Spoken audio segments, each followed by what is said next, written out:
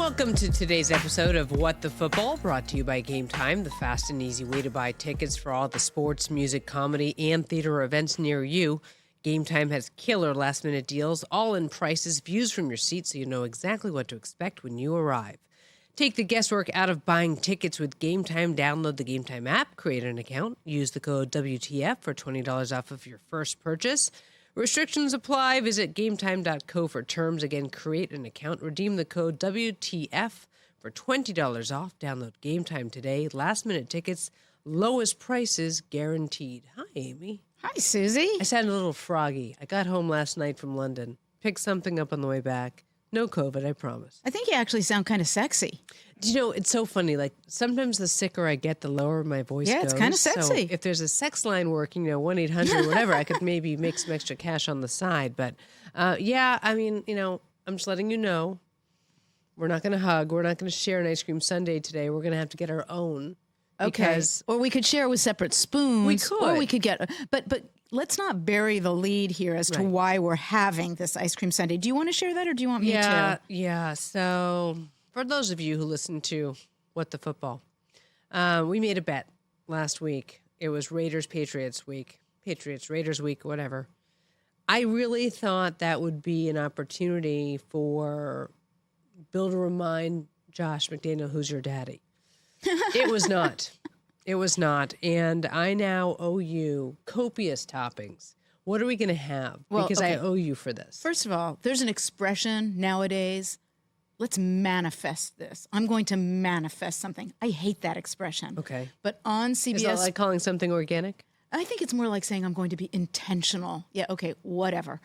But 2 weeks ago, not this past Sunday, the Sunday before, on CBS Sports Network, that other pregame show, we had to pick some games. And I picked the Raiders to manifest the win, and I did. So as much as I hate the expression, you owe me a big, big, big ice cream sundae. Remember how Julia Roberts said it? Big, huge. Big, huge. From Pretty Woman, of course. Mm-hmm. Okay, I will meet you after the show. Come over to my house. We got plenty of ice cream. We'll make it up together. We can each have our own. Okay, deal. Yeah, rough loss for the Patriots. Teddy Bruschi, I watched him on ESPN this weekend, and I think about the 3 rings that he won with Bill. He was talking about maybe, the meaningful wins aren't there. So who knows if your prediction will come true, and what we talked about, the possibility of moving on. But it was a rough watch for me. It was about as good as the watch was for Rich with the Jets. We watched that game on Game Pass from London.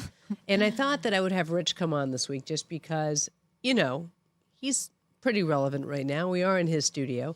And he could actually share the fact that he was screaming out Brook Street in London when the Jets actually went ahead and took the win over the Eagles. Okay, first of all, Rich is relevant everywhere, not just in his studio. And I want to let you know, I will represent Rich in this relevancy discussion if you wish. Number 2, we just talked about Pretty Woman, Julia Roberts, big, huge, to describe my Sunday. Do you remember, I think it was when Harry met Sally, it was with Meg Ryan. And remember the scene in the deli? Of course it where was. She says, I'll have what she's having, and the woman's... I kind of imagine that's what Rich was like as the Jets were winning, like that woman, and then they turned and said, I'll have what she's having. Well, wasn't it Rob Reiner's mom I learned that actually did that? And I think it was impromptu. Yeah. But that scene where she was carrying on, was that Rich when the Jets were winning? It was something. Yeah. I mean, honestly, I thought maybe security would come to our room. And it was late. Watching games from London is not for the weak at heart. I mean, we sat there watching on a laptop, and let's just say that there was an extra bottle of wine that was opened up, and he was like, woo-hoo-hooing. You've heard Rich get really excited. So we'll talk to him about that as well Cool. as the rest of what's happening in the National Football League, and we can also kind of just sell him down the road for whatever we want to sell him for, because, I'm equal opportunity. Okay. So I'm more than happy to embarrass him or do whatever it has to be. So let's just talk about, before we get into the topic of the day, which is the owners' meetings, because no one has probably been behind the scenes more than you have in your 30-year career with the Raiders. It is the week that the owners will meet in New York this week and talk about what happens there. Let's just hit a couple things really quickly.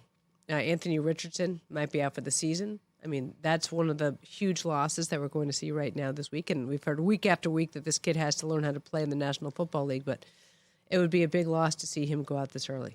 It would, and the team has to do the obvious, which is balance short-term versus long-term. They clearly believe he is their long-term answer at quarterback, so they've got to weigh getting him on the field this season versus protecting him for the long term. As to him taking hits, I thought what Trevor Lawrence did after the first meeting of those two teams was magnificent, and it, to me, epitomized sportsmanship. Trevor Lawrence walked up to Anthony on the field after the game and said, "You were great, you made some outstanding plays, but you've got to protect yourself. The hits are harder in the National Football League than in college." And, I reference that because that is, as I said, sportsmanship. And unfortunately, Trevor was right and prescient, and Anthony is now hurt, and it's going to be a long-term versus short-term analysis by the team.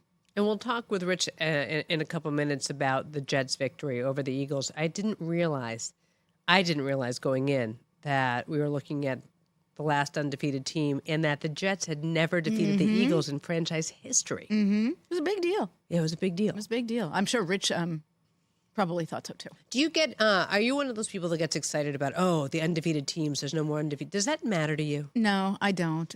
Look, it's an 18-week season, 17 games.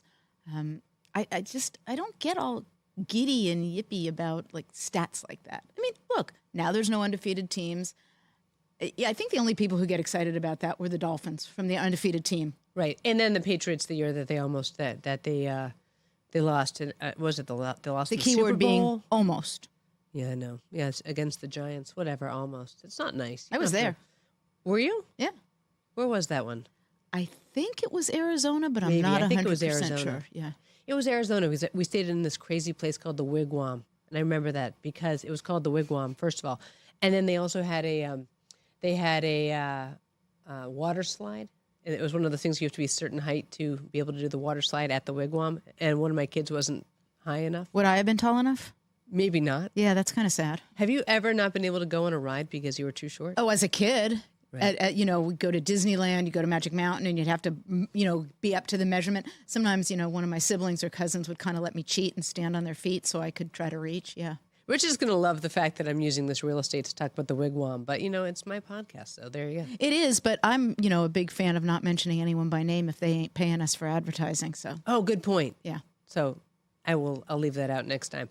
What are those owners' meetings like? I have to wonder, how many owners' meetings have you been to? I've never counted, but it's got to be over 100 at the minimum. Look, I was in the league almost 30 years. There's about 3 regularly scheduled a year, plus there's always some special meetings. So let's call it 100, give or take. How many years did you do owners' meetings before another woman was in the room? Suzy, it was a number of years. I don't remember how many. I was there for a number of years. I was the only woman in the room. And then Jeannie Bonk from the Chargers was there, Donna Ponte, but that was many years later. There were some owners' meetings where wives of owners, daughters of owners, but in terms of an employee with no relation to ownership, it was a number of years. So tell us what it's like. I think the best part about having you on this podcast is that you can take us places that we're never going to go.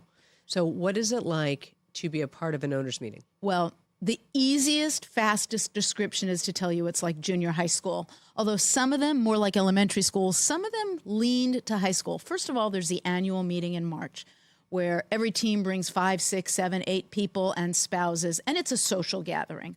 All the real work gets done at what are called 1 and 2 per club meetings. And there is a lot of work that gets done, and there are serious discussions, and there are important discussions, and they are like junior high or elementary school. Oh, Suzy, we pass notes. I would sit in my chair and we'd all be passing notes around to each other. Who'd you pass notes to? Oh, And everybody. Who gave you the best note? Well, okay, one of the best comments ever. I'm sitting next to, he's now passed away, but the son of the family that owned the Browns, which is now the Ravens. Pat Bowlen walks in the room. Pat Bowlen, of course, former owner of the Broncos, who has also passed away. And he walks in, the meeting's already started. Pat's wearing a black shirt, button down, tucked into black pants, black belt. The pants are tucked into black boots. So here he comes walking in, solid black outfit. And the guy leans over to me and says, "Sub-Commander Marcos, straight in from the front." Well, we start giggling like 10-year-olds. And when Al Davis has to tell you to behave, you know you're probably not behaving. Did Al shush you? He didn't shush me, but he kind of, said, "Okay, kids, these are my words, not his, but, behave. And he was laughing too. One time, the then owner of the Philadelphia Eagles, Norman Brayman, was so angry at what then Commissioner Tagliabue was saying or not saying, he stood up, walked to the front of the room, leaned over Tagliabue, pointed down at him and said, "Hey, pal, you work for me." And he said it again, "You work for me." Well, I'm sitting in my chair and I'm getting all giddy and I'm sort of like jiggling around because I thought it was great. And Al again, shh, behave. When you're the behavior problem that Al Davis needs to be telling to kind of act maturely, probably an issue. I mean, seriously. By the way, one of my favorite stories involves someone with a Boston accent. So there's a segue here. It was Jack Donlin. He was sitting, he was with the Tampa Bay Buccaneers, sitting right next to me. Well, there's a very, very serious debate going on between Carmen Policy of the 49ers and Steve Gutman of the Jets. And they are really, and it was a fair debate. It was loud, it was heated, but it was businesslike. Well, they're both standing up now, and one of them says to the other, "You, sir, are alarmingly disingenuous." Well, Jack Donlin turns to me, and I won't say what he actually said. I'll say effing instead, but he said the real word, as did I. But, our producer, Dawn, says I shouldn't swear on air. So, I wish you would. I know, I kind of want to, but I don't want to get us in trouble. "You, sir, are alarmingly disingenuous." Jack turns to me and says, "I hear you're supposed to be pretty smart. Is alarmingly disingenuous the same thing as an effing liar? Only he's from Boston, and he didn't say effing, he said the full word. He says, is that the same thing as an effing liar?"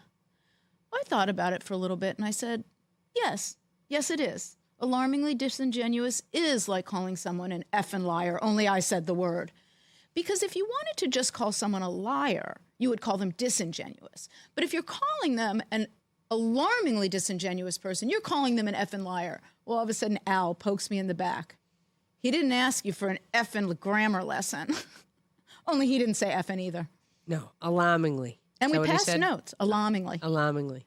Did anybody ever try to steal you from Al?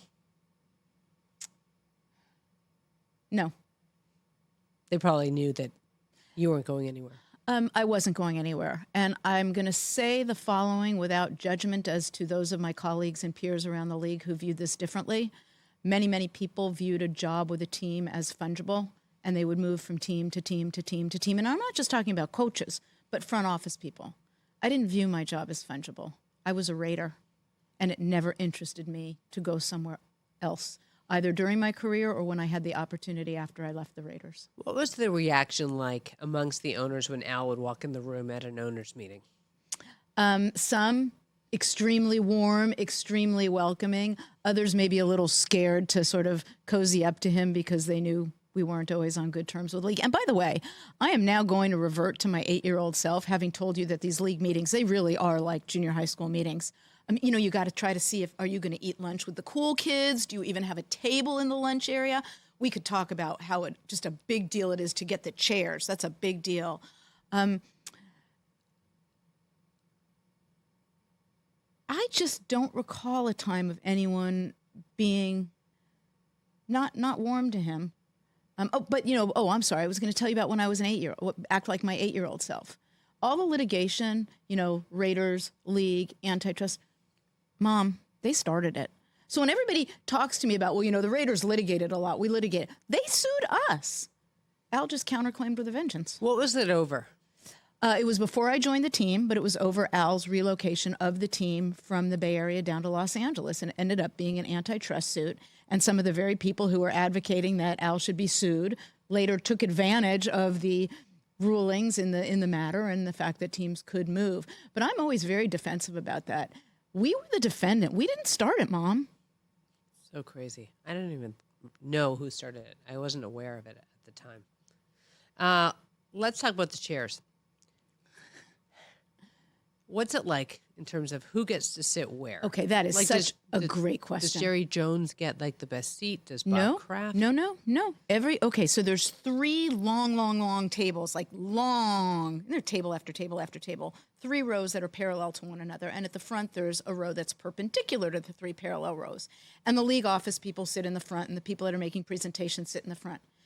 Suzy, Every single team wants to sit in the same place every single meeting. So I joined the Raiders. Shortly after I joined the Raiders, Al brings me to one of those 2 per club meetings that I referenced.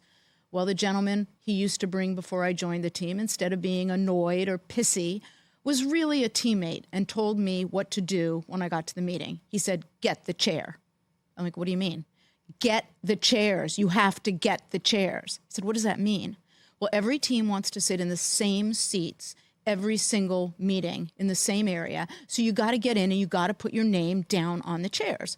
Well, my first thought is, well, then why don't they just assign the seats if everyone wants the same chairs? Okay, 4 a.m., I'm downstairs, sneaking through the kitchen to get into the league meeting room to put our names in the chairs. I ran into someone from another team who's doing the same thing. So there we are, executives from different teams sneaking through the kitchen at 4 a.m. to put our name on the chairs because everybody wants the same damn chair. Well, then why don't they just assign them? But then it's lunch break. At lunch break, you go into another room, and it really is like junior high. Am I going to have someone to sit with?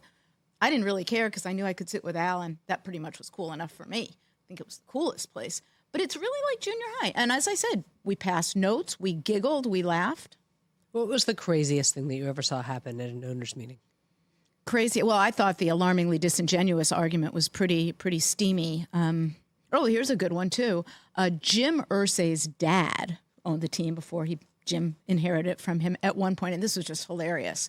So the league sues the Raiders, as I just acted like my 8-year-old saying, Mom, we didn't start it. That litigation gets all resolved, et cetera, et cetera. At one point, the league starts acting somewhat threatening again. And he stands up and he says, can we just please not sue Al anymore? This does not end well for us. I was cheering again. Fantastic. We are going to have Rich come out after this conversation about the owners' meetings. We're going to have him come out and give us his spin. He's been to one, I'm sure. Did you see him at an owners' meeting at the Breakers? Oh, that's the other thing. You walk out of the owners' meeting at a break time, at lunchtime, after the meeting, and the media is all assembled right outside the meeting. I am sure Rich saw me running so fast from those meeting room doors to get past the media to avoid talking to them. I think I ran like a 4.40. We can ask him about that. Did you not like talking to the media? No, I didn't want to. The ultimate irony that you are. I'm going to talk to you about game time really quickly. It's so hard to find great tickets to a concert. And I talk about this every week. It's just so frustrating having kids and having to buy so many seats. I love game time because it's easy. And I'm so bad at the intranet. I'm bad at any of this stuff. I have to ask Thelma, our nanny, to help me all the time because I really am embarrassing. My son navigates my computers for me, but I put the Game Time app in. It's easy to get around. You can see where your seats are going to be. That means no more showing up and you can't see the stage because there's a giant blockade in front of you. So Game Time doesn't pull any punches. They let you know what's up front. They let you know the total price and cost and pricing. And with a house full of kids that have different tastes and allegiances to artists and teams, Game Time is the perfect solution to finding tickets to satisfy everyone. I love that they have tickets last minute up to the start of the event because sometimes, I could be in Camarillo at a doubleheader for baseball. I don't know what time I'm getting back, but what if there's a great concert? I can go last minute. Up until an hour after it starts, it is the place to find last minute seats. So download the Game Time app, create an account, use the code WTF for $20 off of your first purchase. Restrictions apply. Visit GameTime.co for terms. Again, create an account, redeem the code WTF for $20 off. Download Game Time today. Last minute tickets, lowest prices, guaranteed. And as promised, Rich Eisen joins us here on What the Football. Amy, let me ask Rich this first question. Are you horrified every time I open my mouth because you're worried about what I'm going to say? Why would you say such? Is there a part of you that's like, oh, Jesus, what's she going to say now? No. Well, if you do, that? you'd have that in common with my husband, who I think holds his breath every time I open my mouth on air, just wondering what's going to come out. There's no doubt. Sometimes he looks at me like with this. He has a look of apprehension like this. You all right? That's a very good imitation. Yeah, it was good, right? No, because actually I'm attuned to wanting to make sure you're happy. Right. Like that's literally my default. Right. That is true. That is my default every day. He's also so worried I'm going to say something absolutely awful. Like so what? I think I don't know. What? I feel like you have like that that look on your face, like, oh God, what's she going to say now? By the way, I feel like I'm like at lunch with the cool kids right now. This is fun. I'm sitting with the cool kids. I love sitting on this set right now with this shot. I'll describe it for those who are listening. I'm covering up the B in the name. It looks like What the Footall is right now. Hey, my head covers up the whole B. What the Footall is not a good name. You know, but I'm glad to be here. What's up? Big win for the Jets last week, loss gosh. for the Patriots, and it prompts this question for me. It's something I've wondered about. Okay. What is your household like on Jets Patriots or Patriots Jets Day? And do either or both of you work to recruit the kids to your side? I will answer this question, if I may. May I answer this question? You may. Thank you. So when Xander was born, so 15 years ago, coming up, and he's coming up. He's 15. Oh, he's 15. I'm bad at math. I'm more verbal. So, at any rate, so he's born, and the flood torrent of bibs and onesies and you name it, anything to do with the baby, the gifts pour in from New England. They're all Patriots, Celtics, and Red Sox. Did you burn them? Well, no. I had a decision to make that was based on many different loves of team, sports, children, family, wife. I mean, I had to do all these things. I don't think you should list wife last, but No, that's no, just no. me. Did you notice where that came down? No. I've already, Sports, children, family, I've wife. already established. Hey, thanks so much for joining us here on What the Football. No, it's What the Great Footall. to see you. It's What the Footall. Find a hotel. So no, I've established my love and concern for your Happiness. essence. Happiness. He did bring me my coffee with some Dayquil this morning. First thing. Anyway, that said, all I'm saying is that these Jets that I have been in love with for so long, the one thing I did not want to do is get my children into my world of Hell. or the private pile, the world of, S. I didn't want to get them in that. And so I couldn't also, with Tom Brady quarterbacking the Patriots at the time and, fresh off of their undefeated regular season and a Michigan guy at that, I just couldn't sit there and say, will use my one clear preemptory on saying, no, I cannot have them root for the Patriots. And by the way, you know how I feel about the Kraft family as well. So I could not sit there and say, no, you cannot root for the New England Patriots when they're at their ultimate height and the Jets are such garbage. I thought child services might come and remove the children from my care. That's actually very, very, very gracious and giving of you. Can I tell you my really quick family Jets story? Sure. So it's my grandma's birthday. I think it was her 75th birthday. By the way, just before you finish, those are not adjectives I think she would have used to describe my decision. Gracious and generous and mature. Yes, I don't know if you saw her. She bristled a little bit. I was ignoring him. But okay, so I'm sorry, you're saying. It was my out. grandma's birthday. I think it was her 75th, 80th birthday, whatever it was. She was living in L.A. All her relatives come out. We're going to have a big, big, big dinner party. Well, the Jets are playing the Raiders in the L.A. Coliseum that day. And my cousin, this is also his grandma, huge, huge, huge Jets fan. Okay. So we're playing the Jets, and it's third quarter, fourth. We're losing. I'm upstairs in the staff section of the press box. I have someone bring a note from me. I'm like, you got to go bring this to my husband. He's down in section such and such.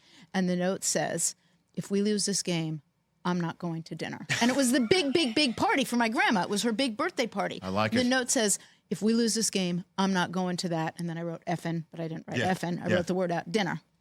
Well, we end up pulling a victory out at the last that's minute. what always happens with And the Jets and the I Raiders. go strutting into that dinner like Felix the cat, walking on in. And they're like, oh, you're here now. I said, yes, I am, but I wouldn't have been there. If we lost, I would have just said, happy birthday, Grandma, and gone home. But that is a perfect example of what management, feels like on game day. That this is truly, this is more than just a game. Oh. This is professional life and death, and you're dealing with also a mercurial individual at the top, and there's so many fans who don't quite grasp just what it really means. I remember Jeff, my brother, didn't have nearly as much, what would you say, grace or graciousness or whatever. Gracious, generosity, Right. maturity. Well, plus he also married a woman who doesn't, root for the Patriots or anything like that. And he always gives me crap. He's like, your kids root for the Patriots or whatever. I'm like, why would you think that They're not a bunch of losers. Well, I mean, that's another way to put it. The Jets were 4-12 You're talking in about 2007. your nephew Lee, who is rooting for the Jets. No and offense, Lee. So. But listen, the Jets were 4-12 the year that Xander was born. Yeah, I know. They were terrible. I wasn't going to sit there and say... Put him through a life full of misery? I wouldn't do it. What did the Patriots do then? They won it all. There were a lot of rings, Or they Rich. almost did. Rich, They were alarmingly successful. And you talk about a mercurial owner. Right. There were times I was so upset about a loss. He called me at home to say, "Are you okay, Amy?" My neighbors all knew if we lost a game, we drove home, garage door up, pulled in, garage door down. Yeah. Don't talk to Amy till Wednesday. There was one time I was so upset by a loss. My parents had flown up to Oakland. They were going to stay with us overnight. Yeah. I forgot to open the front door. I left him standing on the front door for like 20 minutes on the doorstep. I finally opened the door and say, "Why didn't you knock?" My dad said, "Are you kidding? We're scared of you right now. We're not knocking on the door." It makes total sense because I brought Lee and my brother Jeff to a Jets-Chargers game years and years and years ago. And my nephew at the time, he's in his late 20s now, he was a teenager. And we brought him to the game, and he was wearing his Curtis Martin Jets gamer. And we went on the field, and I saw some members of the Chargers said, "We had no idea you were coming. You should come and hang out with us," right? And I said, I'd love to, but my nephew's standing right over there, and they saw him in a Jets jersey, and they're like, we can't have you there. Like the Spanos is like could not have somebody with a Jets jersey in their suite, and I totally understand that. Another great story I have on that front is Steve Bisciotti, the owner of the Ravens. Yeah.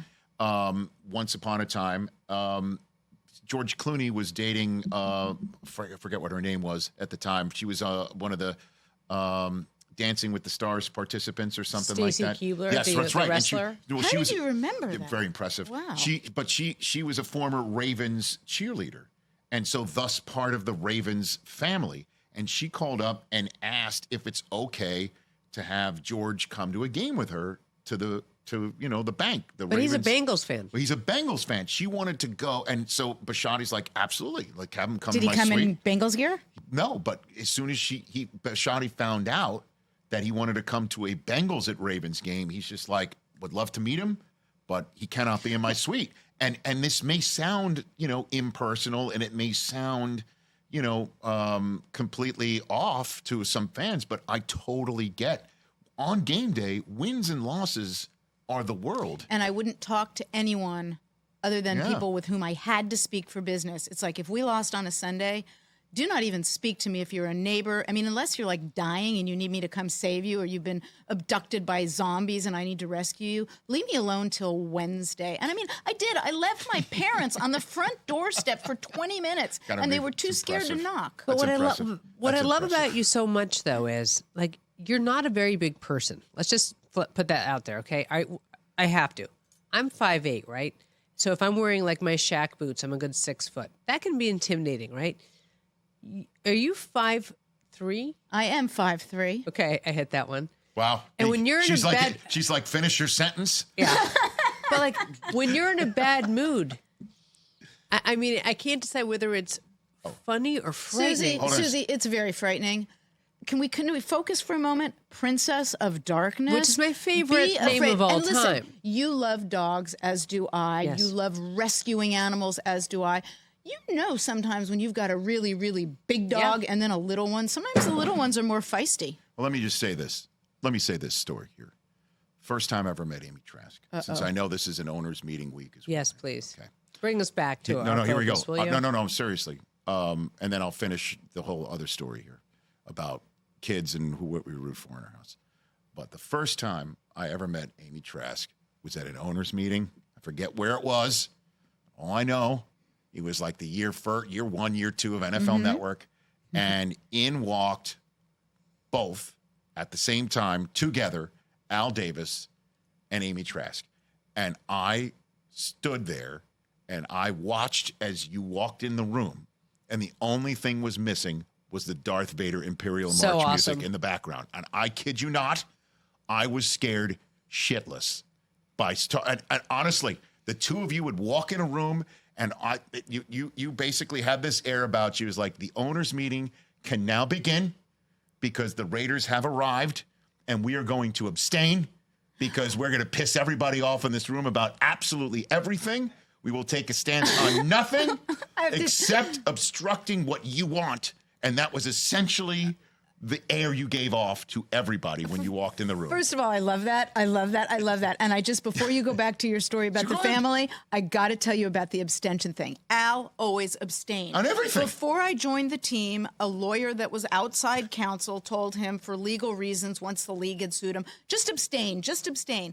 Well, he just kept abstaining and abstaining. One of my biggest goals was to get him to stop abstaining, which I did. So everybody was always making fun of us for abstaining. I finally get Al to change. I convince him we're going to vote yes or no. Yeah. A vote comes up. He votes no. And one of the other teams, it was Carl Peterson from the Chiefs, gets all harumphy that we voted no. I said, bet you wish we were abstaining now. Yeah. I mean, that was every single time. And, I just remember then getting to know you and meet you, and you start talking about rescue dogs. And I'm like, who is this person? But you still need to be afraid of me. I was, though. I still was, Amy, for like up until like 2-3 years ago when we finally really got to know each other for real. And I just remember one owners meeting.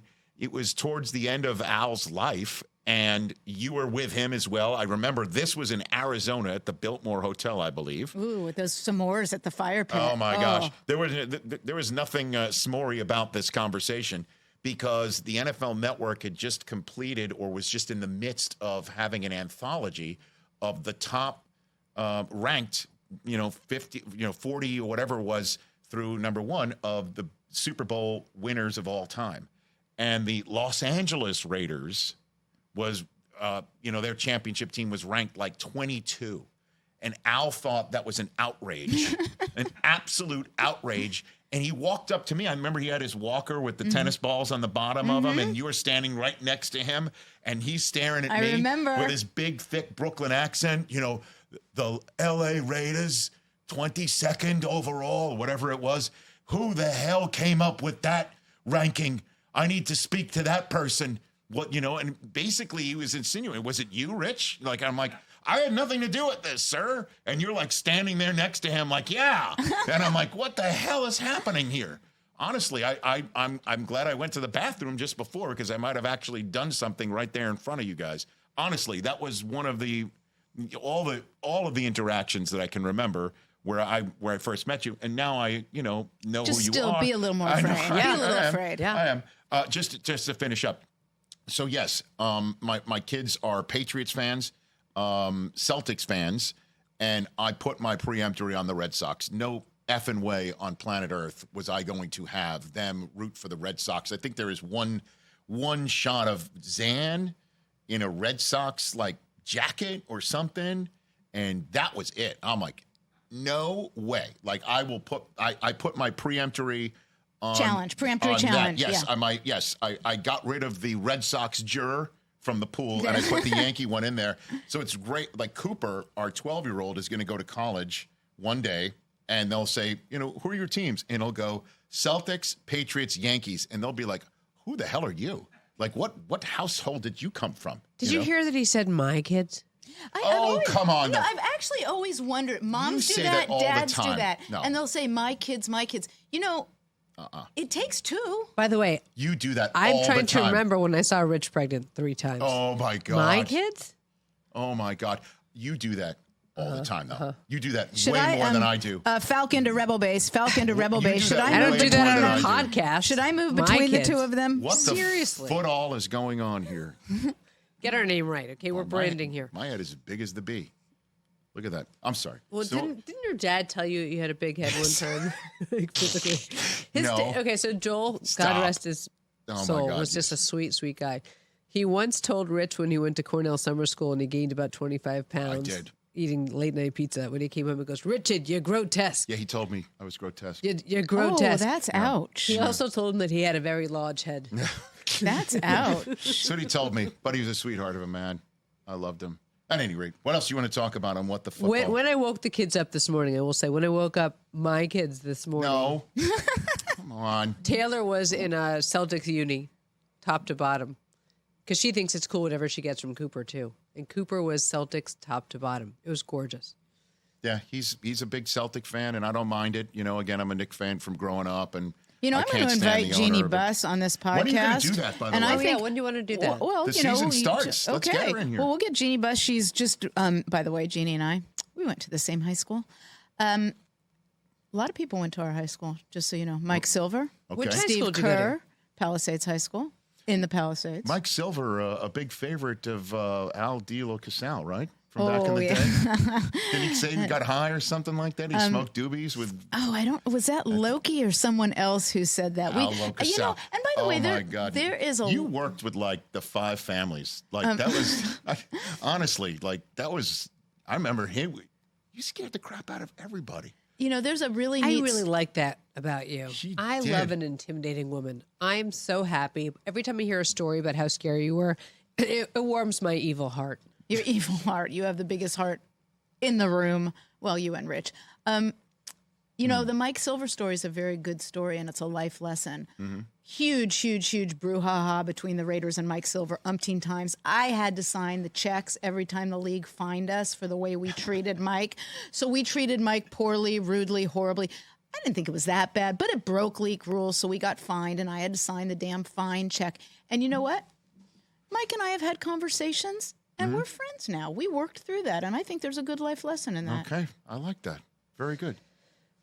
Well, since you are the producer of the podcast, and you complained to me this morning that we went too long. No, I didn't. You did. The word complain. No, you did. You like, it's a bit long. I don't want it to go so long. So I'm giving you a heads up. It has nothing to do with that. It's just, again, I'm we're, all right, whatever. What else? He's collaborative. I'm trying. You're collaborative. What was the best part of the games from England, by the way? And we got home last night, which is why I sound like a frog, because every time I sit in a plane for 12 hours, I pick something up. Right.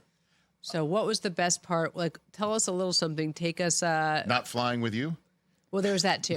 Right. We flew in different planes. Now, do you do that? She does that on purpose. And do you do that because you're parents and you want to make sure that you're not on the same plane? That or is was correct. that just logistical? That's hers. I don't like flying on the same plane as him. I was very happy to take my own flight back. Right, I but watched is that 30 Rock for 6 hours. Her 1,000,000%. Yep. But is that because, as parents, you want to make... Okay. That is exactly... It's not because you just don't like sitting together. Well, no, I mean, look, it turned out that in order to get the best rate, I had to fly United both ways. I couldn't just... Oh, my God, you just mentioned another business, and they're not paying us? Damn it, sorry. I had to fly a certain airline. You don't want... Someone send them a bill. Someone send them a bill. That's true. My answer to that question is I just love calling the games. I love being there. I get to, do so many things professionally. Usually, doing the daily show here is a perfect example. But tell us something interesting. Did you get to meet the new king? Did you get to tell me something interesting? This is not interesting. Did you get to tell me something interesting? Did you get to meet the new king? Wow. Did you meet the king? King Henry. I met Derek Henry. I meant a king of England. No, King Charles III was not there. They didn't have me over. Kind of stuck. They didn't have me over. I feel like they should. I feel like it's the NFL. It was Shabbat. So he was busy. So he was busy. Yeah, he wasn't home. Right. He wasn't home because they had the flag up on top. He was making the blue and white hollow. I don't know where he was. Right. I don't know what was interesting. It was just interesting being over there and seeing the fans who were totally into it. Did you go out to tea? We did do tea. We did do tea with Suzy's friends and their daughters. We did that. I'm the only guy who had to ever leave tea because I had a production meeting. I bet. Do you feel like more people are NFL happy over there? Do you get a sense when you're walking in the streets that people want to talk to you more, not just because... Oh, talk to me more? Or like just... Well, I don't want to talk about myself because you find that uninteresting. No, your beginning was a little boring. Now you can... Yeah, that's interesting. Actually, you just said something that intrigued me. You're finding a growing avidity? Oh, no question. No doubt about it. And a more full, complete understanding of the game where you don't have to explain it at all. They are diehards. And the thing that's impressive about being a diehard is their favorite team could be playing. If their favorite team is playing on Sunday or Monday Night Football, those games kick at 1:15 in the morning over there. It's nuts how people will stay up. They are totally into it. They're up. I mean, we were up watching the end of Eagles Jets. It was 12:40 in the morning when that game came to an end. I'm sure you were very quiet. So it was wild. It was totally wild being over there. We're going to Frankfurt next for NFL Network. The Chiefs and the Dolphins are kicking off What a great game. the Frankfurt Germany series in 2 weeks, and then after that, big follow up between the maybe one-win Patriots and Gardner Minshew and the Colts. But other than that, it's going to be a great 2 weeks there. And then I'm just assuming that the end game here is because I don't believe a team can function overseas as a 17 regular season game year-round outfit. I just don't think it's a competitive even playing. I guess it's not a playing field. If somebody comes west to London and the London team's lives there, I mean, that is a total competitive disadvantage. We saw the Jaguars there for 1 week against the Bills team that arrived Friday morning of that week. It was a washout for many reasons. Jacksonville had a better day, and I'm not just saying it's because the Bills were tired, but I'm insinuating that. That said, I just think what they're trying to do is build a fuller schedule overseas so the Brits can see 5, 6, 7, maybe 8 games. And then you'll put a couple games in Germany, if not 3 or 4, and maybe one in another part of Europe. Maybe you go to the Southern Hemisphere and you have an international series that maybe the NFL could sell off as a new package. Well, I agree with you about the competitive disadvantage, of course. There's also business issues, umpteen business issues. But I'm going to say in defense of the West Coast teams, Yes. So the Chargers, the Rams, the 49ers, the Seahawks, at one point it was the Raiders. They're now further east, so that's about an hour and a half of saved plane time for them. But when people talk about the distance for, say, the Bills to fly to England, I did all this math last week, and I know, look at Rich's face when I say I'm going to do math. It's kind of scary. It's all good. But from East Coast teams getting to London, give or take 3,500 miles. Well, you know what? When the Chargers or the Rams play the Bills in Buffalo, that's about 3,300 miles. So I remember as a West Coast team getting a little bit annoyed listening to the East Coast teams whine about 3,500 miles when West Coast teams do about 3,000, 3,300 miles multiple times a season. There you go. Bunch of babies. Right? Bunch of babies. But you're, of course, right about the competitive disadvantage. It is. I think so. But And by the way, I love listening to you but do it the was fun. games. Thank you. I appreciate that. I would tell you more about it, but it's boring. Well, Rich, we have to wrap now. Okay. No, listen, we appreciate you coming. I think you Next should come time, be a on little more. tighter, please, I think because you I'm should looking come at the clock. I went a little long. I went long. I did. He said to me yesterday, we're driving back up from the airport. We landed, we came here. He did Overreaction Monday. Yep. And then we got in the car to drive home, and he's like, your podcast is skewing a little too long. I really want you to I be agree with him, by tighter." the way. and I that's agree the with him. reason. It's got nothing to do with your content. It has to do with if anybody's looking for a podcast and they see a long one, they might not choose it I because agree. because their commute is shorter. I agree. Yeah, You know but what I mean? you've been telling some stories, Rich. Okay. And you've It's been called waxing rhapsodic. it's called yarn spinning. Right. I want you to come back. This was fun. I'm here. I'm easy to book. Here's the good news. Yeah. He's here all the time. That's right. Also, he has to, or I'll just lock the garage. That's true. That's true. Thanks for coming. Anytime. Thanks for doing it. See you every 5 minutes. Yes, absolutely right. Amy, this is a good one. I love hearing your stories. I mean, that's the best part You about know what? having you. It took 5. What are As we? a Is this our co-host. sixth? Is this our sixth podcast? Yes, or our this is the fifth? week 6 edition of What the Okay, Fuck. well, so it took me 5 weeks, but I finally figured out Yeah. that I get to just relax and be me. Yes. And I don't have to worry about anything. And so it took me 5 weeks to figure out how to do a podcast. I was always in school, the slow kid in the back of the class. But now I get it. So we're going to have fun. Best edition of What the Foot All ever. Would you stop screwing with our branding? Your foot- head is perfectly in. My head is Put messing over with the an O. branding. Wait, put All right. over an O. Guys, thanks for listening. I hope it wasn't too painful. I apologize for the frogginess of it all. I'll all be good. fine Sexy, next sexy. week, right? It's great. It's very I go Deborah Winger. froggy. Very. Oh, that's very cool. Next week it might be Marshall Falk. It might be Jeannie Buss. There it goes. It might be Al Michaels. Can you wrap up because I'm hurting my back. making sure that the B of He What just the needs a little Football bit more attention. Thanks, guys. Thanks for taking in this week's edition of What the Football. As always, leave comments. We are very happy to answer questions. We will talk to you next Tuesday. Time for Ice Cream, Abe. Yeah.